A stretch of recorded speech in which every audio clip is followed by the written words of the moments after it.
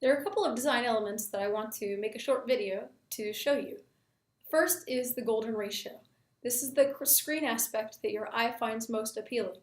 So it's best if you can try to make sure that all of your frames and slides are within this ratio. And the ratio is 1 to 1.618. So if you keep that in mind as you're designing your visual aids, it's going to be a lot better for you, and your audience will find it more visually appealing. The next thing I want to tell you about is the rule of thirds and PowerPoints.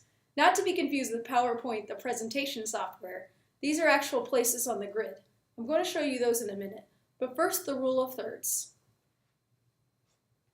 So I have my screen here, and in the theory, I have used the golden ratio to make that. I'm just freehanding it right now.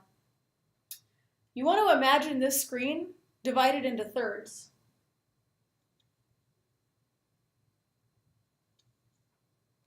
And then you want to imagine thirds horizontally as well. That crack in my whiteboard kind of is throwing it off, but I hope you can still see it.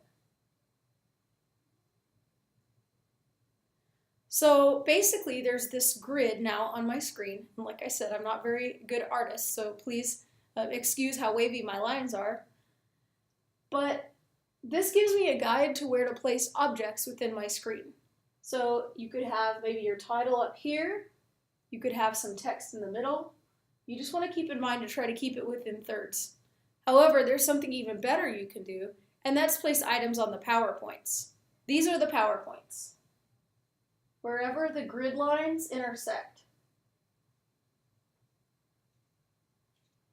those are PowerPoints.